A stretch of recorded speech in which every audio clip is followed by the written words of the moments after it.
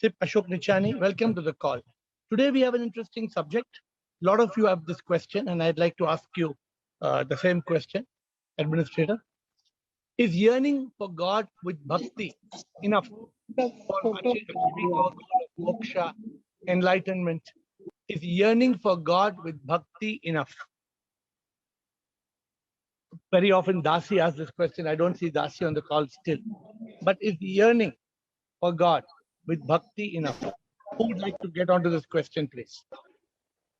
Sudeep Bhargava. Shivam sir. Shivoham. Sir, bhakti is necessary, but it is not sufficient enough for us to lead to moksha. Okay. So the step number 1 would be bhakti and the yearning for God, which is definitely important.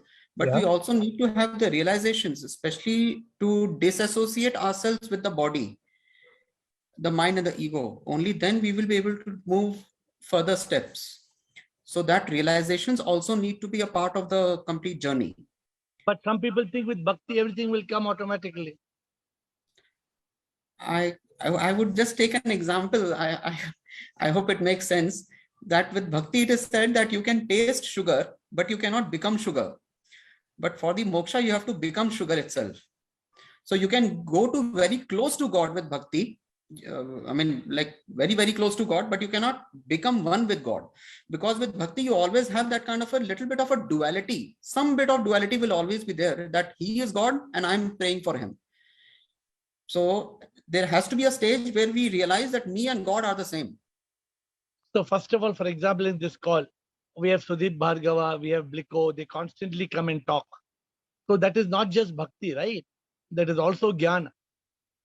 So you also participate, you want to interact, you want to learn. But if you only have bhakti, you keep on saying Krishna, Krishna, Shiva, Shiva, Rama, Rama. Will that be enough to reach that state of enlightenment? So, Bliko, what do you have to say, Bliko? What Shivam all sips. Sure. I want to add in what Sudeep said. Sudeep said is very perfect and almost agree. So yearning is actually deep desire and deep love for Shiv, and it is a merging in the Shiv. It's a non-dual stage where you don't see yourself. It's only one thing. So this bhakti is good for primary things, but when you go ahead, bhakti will make you in a duality. You and God are separate, and that will not be enough. Thank you. So if yearning for God with bhakti is not enough, then what is needed? You have to see Shiv everywhere and inside, and you don't see anything else. Yeah, but to see Sip, that's the whole idea. I'm not able to see Sip. Is bhakti and yearning enough, or is there something else? Yeah, you need the grace of Guru and divine help also required for that. Okay, so good. I think we are getting a lot more points. Who's next on the call? Is it Ashok Nichani and then Girish? Shivam Sirji. Shivam, Ashok. Sirji, bhakti is not sufficient. Along with that, we need dhyana yoga and jnana yoga. That means what should we do? We should be in jnana and dhyan. We should follow that both. So what are we trying to get to, Ashok? Where are we trying to reach? Why do we need bhakti and gyan and all these things? Why do we need, Ashok? It's for the yearning for the Lord. It's like Prahlad had for Narsim Bhagwan, God. It's like Radha and Krishna. So that is required, like Narayana, Narayana, Narayana, or Shiva, Shiva, Shiva. So Gyan and Dhyan will lead us to that. So is that yearning with bhakti enough, or you're saying we need Jnana also, And we need, what you said, you need jnana Jnana and dhyan. dhyan and dhyan. Yeah. Yes, What sir. about karma? You don't need karma? Karma is that is definitely needed, but that is above that is dhyan and gyan, more important. Okay, Karma, let's see what Girish. Karma, bhakti, karma, dhyan and gyan, all the 4 yogas. So therefore you're saying we need to be in yoga. Yeah, You're moving to a new level of answer. all the 4 yogas you need. And why should you have this yoga? So that you connect with the divine. Sip. Okay. So Girish, let me ask you, Girish, what do you feel, Girish? Not enough. We have to have mumukshutva. We are seeking from God. We should seek God. I need you, God. Sip. That is mumukshutva. That is needed. And the yearning for God with bhakti is not enough. So what will mumukshutva do? You are seeking very God, not anything from God. Good, very good. That's different from bhakti. Bhakti is normally we are seeking from God. Okay, good. So Girish, so if you think if you are just a mumukshutva, is that enough, Girish?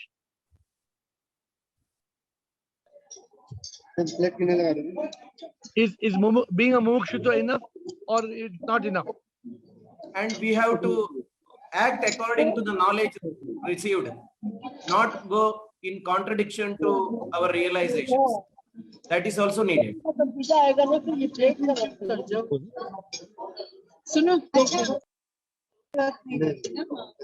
the point is, it's very important for us to understand that if we want to go on the path of enlightenment, let me break it here, because Girish spoke about mumukshutva.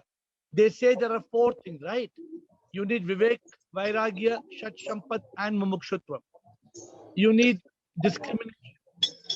Discrimination, very important. Then you need dispassion, detachment. If you don't have detachment or dispassion, you will be attached. If you are attached to possessions, to people, this attachment to people is enough to kill your enlightenment. If you're attached to people is enough to destroy your liberation. Therefore, the importance of being detached from the world and attached only to the divine. So you need discrimination, dispassion, discipline. Now, some of you are in the call, you can hear so much galata coming in the call because obviously discipline. When you are in the call, no noise. Otherwise, so many you keep on hearing. That is because there is difficulty in attaining discipline. Discipline means shh, shh. That is discipline. And finally, what Girish said, he said mumukshutva. So mumukshutva, I want to say something. Bhakti mein hai shakti jisse milegi mukti. So bhakti is a very important subject. But is yearning for God with bhakti enough? Ashok Nichani said something very beautiful. He said, no, we have to live as a yogi, in yoga. So you have to be always united with God. How do you do that? So my dear friends, in reality, the recipe or the method or the formula is very simple. But following it is difficult. May I, Guruji? Rumata, you're coming next. There is no complication.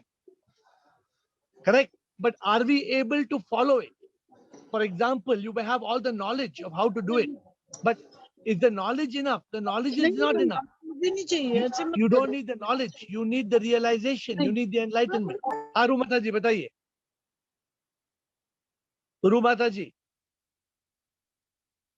प्रेम योगा प्रेम योगा कहाँ से आया? प्रेम योगा से ही हो. प्रेम योगा से होगा. क्या होगा? भगवान से मिलन. So prem yoga is one of the methods. Prem yoga is one of the states of yoga. The world knows of 4 states: dhyana yoga, bhakti yoga, karma yoga, jnana yoga. In this call, we have learned the fifth yoga, Prema Yoga. Now, it doesn't matter whether you use Prema Yoga or Dhyana Yoga or Karma Yoga or Bhakti Yoga. The challenge, what Ashok Nichani told very beautifully, the challenge is for us to be in yoga. Rumataji, can you be in yoga? It doesn't matter which yoga you are in. It doesn't matter which yoga. Yes, Yes. Prema Yoga is a very strong yoga. Can you be in Prema Yoga? Tell me, what is the biggest difficulty in Prema Yoga? Can you tell me, Rumataji? Since you are so confidently are bol rahe hain, Prema Yoga. Tell me, what is the biggest problem in Prema Yoga? Who can tell me? What is the biggest problem in Prema Yoga? पता नहीं गुरुजी. Prema Yoga mein problem ye hai, Mataji. If you have Prema Yoga for somebody, you see the beloved, you see the divine in the beloved, but that person behaves like shaitan. If that person behaves like a shaitan, then how do you have your Prema Yoga? The challenge is, although the person is not receptive to your Prema Yoga, you must still be in Prema Yoga, right? Are you getting? Rumataji, समझ में आ रहा है नहीं समझ में आ रहा है? हाँ जी, unconditional love है ना.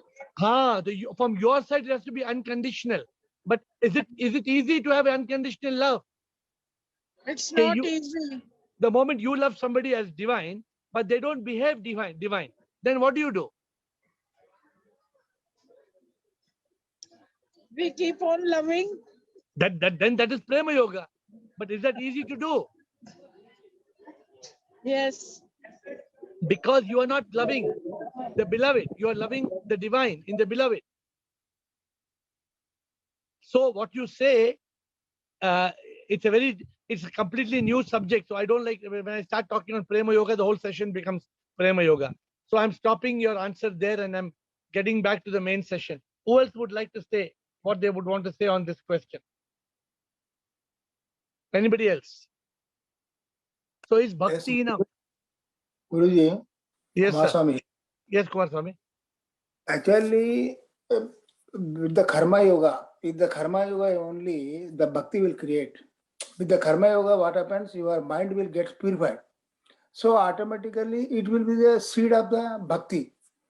So when you will go in the Bhakti, automatically you will have a talash of the God ke liye, you will be thinking and you will go in quest.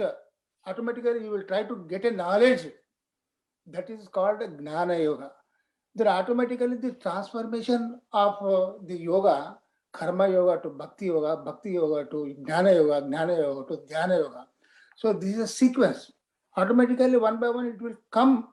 If you are having a real Bhakti, if you are doing a real thing, automatically it will happen. It will go. You need not to talash. It will come from inside itself. That is so very good. Very amazing, Kumar Swami. What you say is very correct.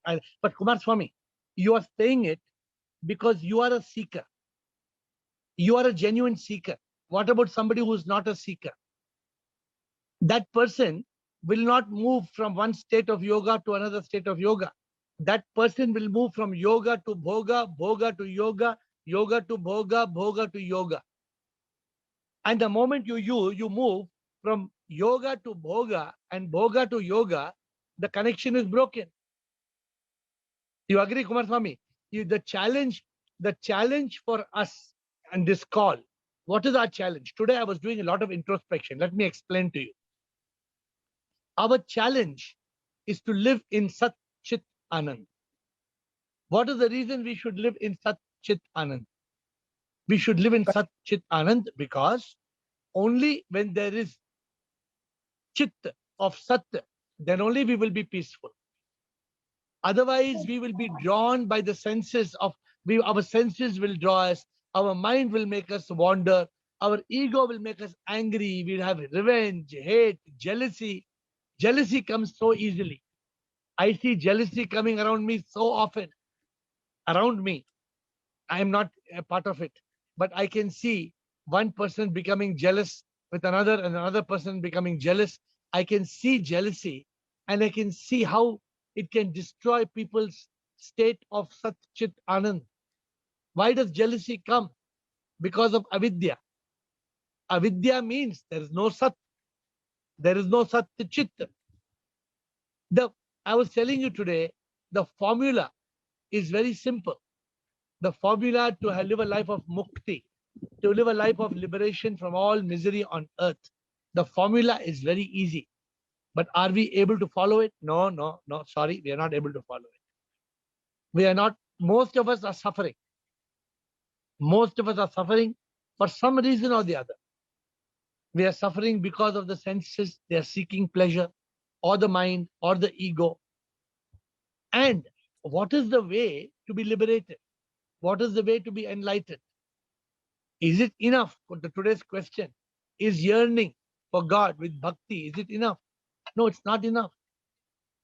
Lot more things to be done. For example, living like a yogi. For example, being a mumukshutva. For example, passing those 4 doors of vairagya, vivek, shat, shampat, mumukshutva. But it's not complicated, but it's a process. I always tell you, even to make a cup of tea, you have to follow the process. If you do everything, but you only don't boil the water, in cold water, you can't make tea. You have to boil the water. So my dear friends, let me continue asking you some more questions. Who would like to ask the next question? Here, Shivam here. Shivoham? Here, I just want to share something. What happened today in my house? So today, one of my friend's father died today. Died. So yeah. So I went for his death rituals. So after coming back to home, my family members told me to take bath. They are telling that before taking bath, you should not touch anything else. You should not take anything else. So I was arguing with them why I should take bath. So they're telling that everybody will not get moksha and everybody will not be reborn. The Atma will be roaming in the. तो संसार में हम जाते हैं ना, मसान में जाते हैं ना, तो आत्मा सब उधर सब घूमता रहता है, बोलता है. So I was just arguing with my family members. Even my wife and my parents are also telling that you should take bath. I just want to know that reason. At least they don't know the reason why I should take the bath.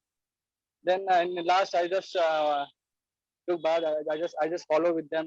I told them they all fairy tale. If a person died, immediately the person will get reborn. Mind and ego will immediately will get reborn. But Gopal, Gautam, they don't understand it. Why you're arguing with them? If they don't understand, then what's the point of arguing with them? You cannot convince them. They are not willing to listen. Please understand, they are not willing to listen. At least they should learn the. If you learn, it's enough, Gautam. If you learn, it is more than enough. Don't try to teach others. What I'm telling. No, your connection is not good. Gautam, your connection is not good. We cannot hear you, Gautam. No, at least family members को हम सिखाए तो हम दूसरे को सिखा सकते हैं because they are close to us. I live with my mother and father who are 82 years old. I'm not able to teach them anything. What do you have to say about it? My mother and father are 82 years old. I am not able to teach them one lesson of what I can teach you. What do you have to say about it? Then I just listened to them and I took bath and Please learn to be peaceful. If they have to have bath, you have bath twice. Not once, you have bath twice. Okay? Thank you. Atmatray. Atmatray. Yes, sir. Ashok Chotwani. Ashok Chotwani question. Shivoham. Yeah, sure, sir. Sir, I want to know, temples and religious places are organizing havans on a special day, just like Shivratri. What are the benefits of havan and should we attend? If you are just doing bhakti, you can attend. But if you are gone beyond bhakti, then you are not affected by these things. If you are following rituals, fine.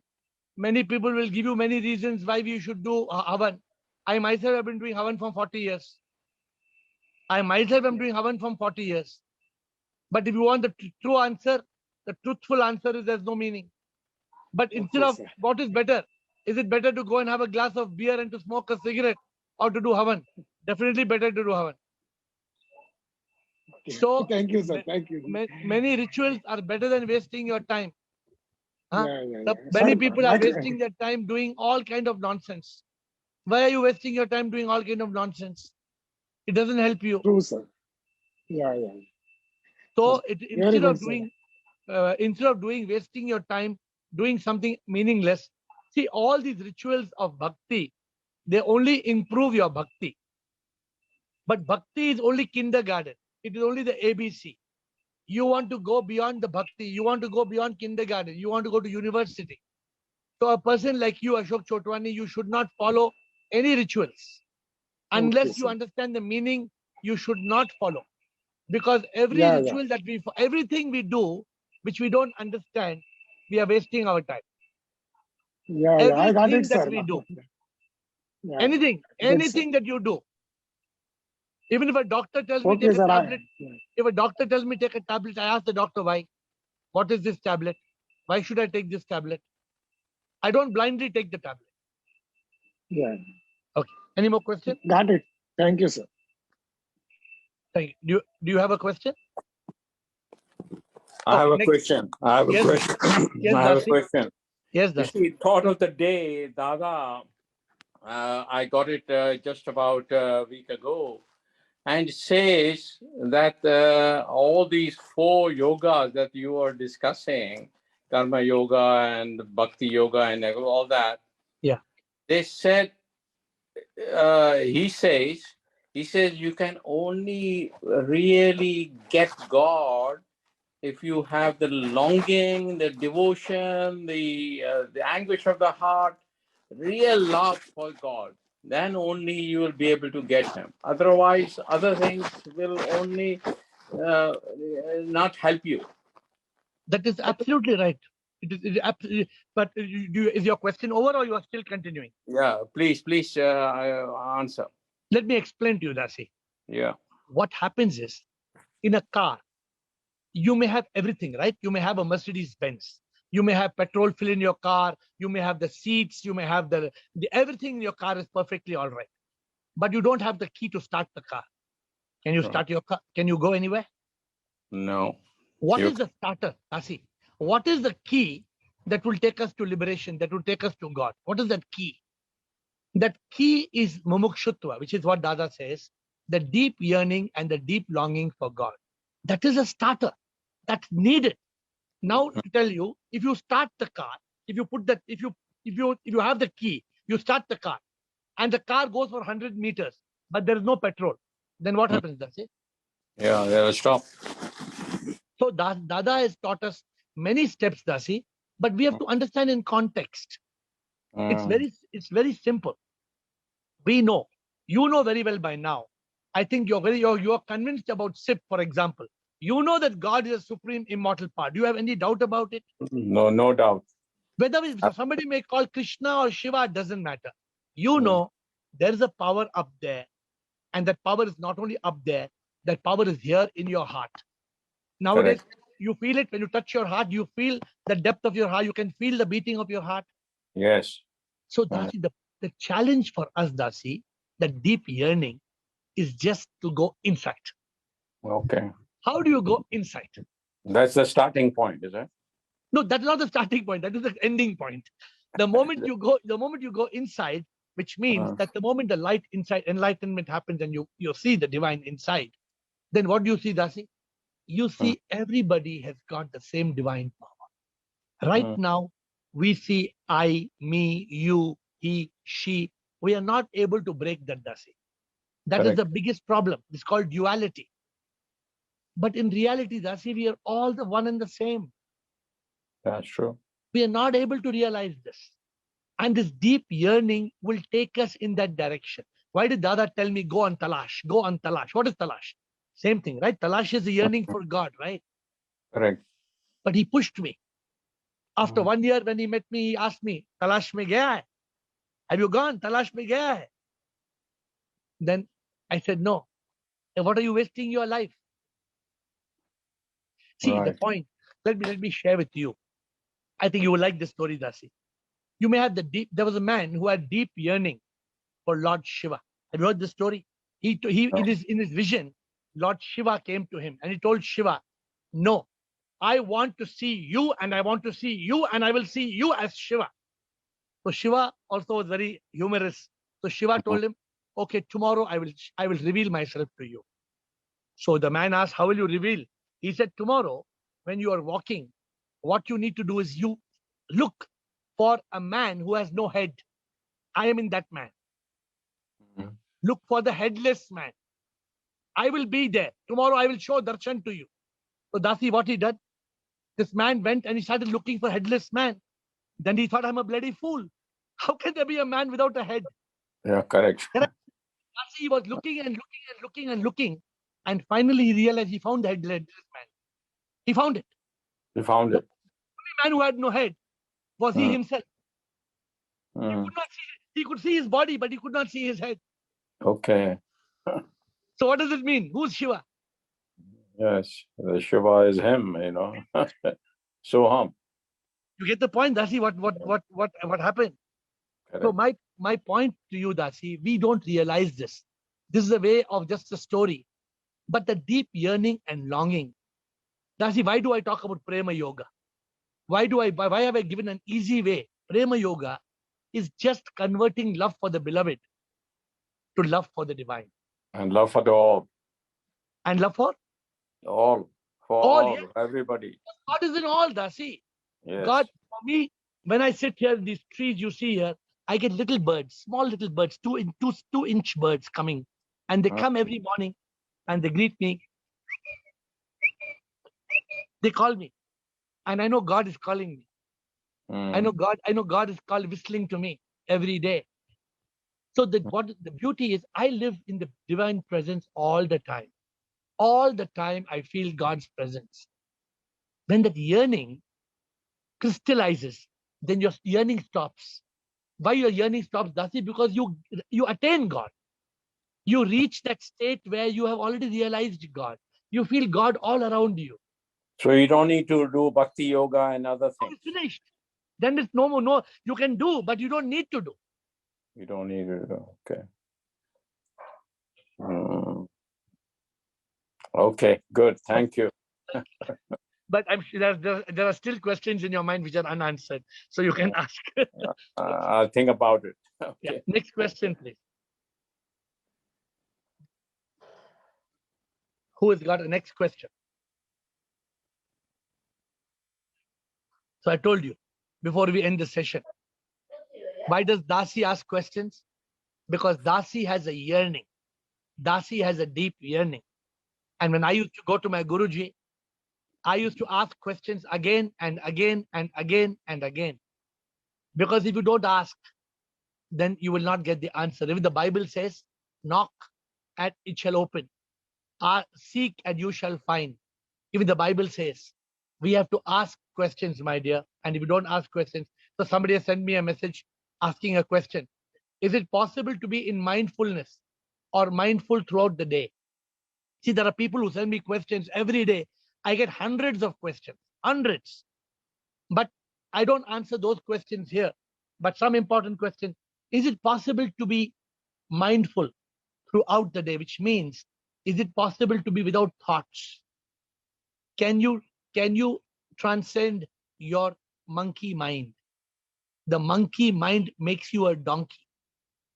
The mind is a monkey. It makes you a donkey because it makes you think all rubbish until you have the courage to tell your mind, stop it, stupid. Unless you tell your mind, because I'm telling you, most of the time, people, as long as they get idli, dosa, samosa, paratha, that's enough. Or they need cricket, football, hockey, or squash. They need some food. They need some game. They need some movie. Telugu, Hindi, Kannada, Bengali. They need something to be entertained. They think God has made this world for entertainment. You ask many people, they think this world is meant to be entertained. And that's why when you ask them, get moksha, get nirvana, they say, not now, not now. A few more years. Few years. After few years, I will get nirvana. You can't get nirvana when you want after a few years. You may never get it. If you want nirvana, the time is now. The day is today. And if you waste your life, my dear friends, imagine you come back as a buffalo.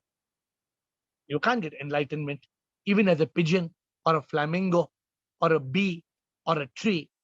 You can't get enlightenment. If you want enlightenment, you want mukti, you want moksha, do it now. Because if you don't do it now, you have a choice now. Either you use the opportunity or you lose the opportunity. So Bridget is asking a question, how can I be all for yoga? What does Bridget say? How can I be in all 5 yoga when I don't know how doing? Bridget, Silence, reading, prema. yoga means united with God. It means having a connection. Yoga means union, yuj. You need to have a connection. And the different ways or different connection, it may be dhyana yoga. Dhyana means it is silence, meditation. Karma means it is good action, like Mother Teresa serving the poor. Jnana yoga means education. And bhakti yoga means devotion. Any method or prema yoga. Prema yoga is my new yoga I discovered in January. Prema yoga is being able to love God by looking at your beloved and not seeing the beloved as the beloved, but seeing the beloved as God. So, my dear Bridget, it doesn't matter what yoga you use, but can you be united, which means can you be connected to God all the time? Most of the time we are disconnected. It's just like you're on a call, on a WhatsApp call, and the call gets cut.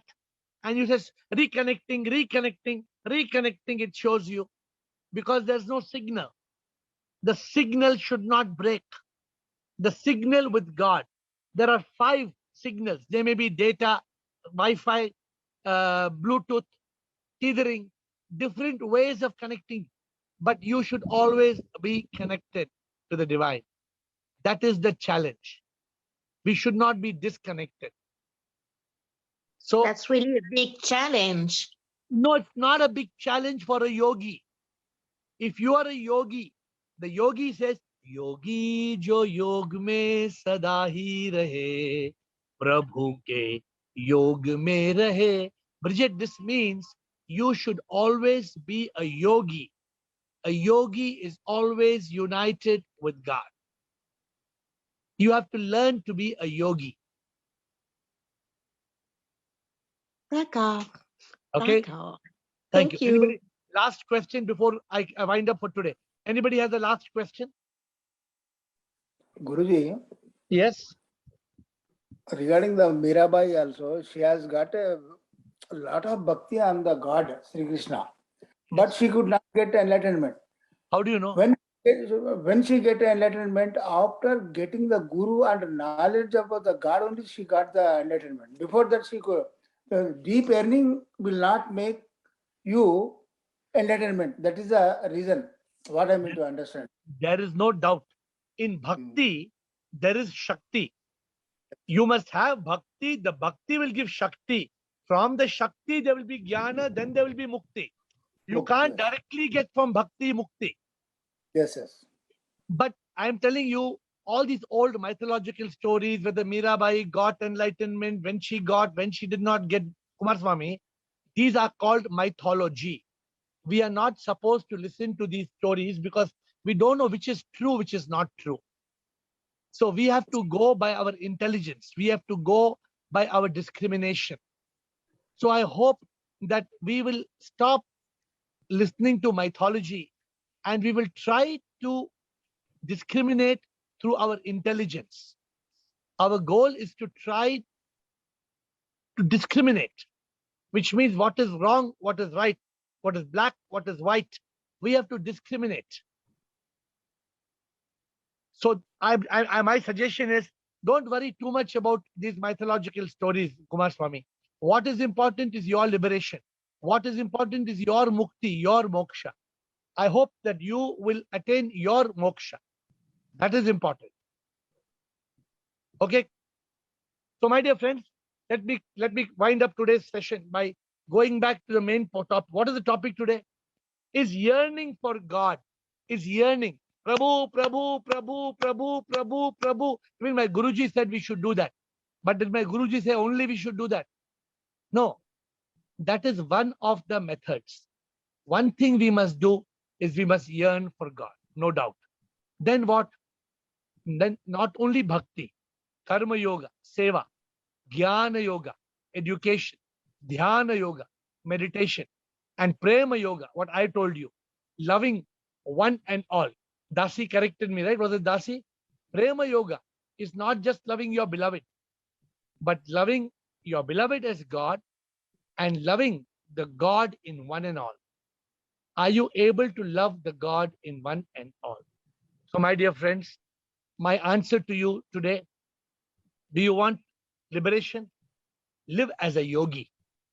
If you want liberation, I'm giving you 2 tips.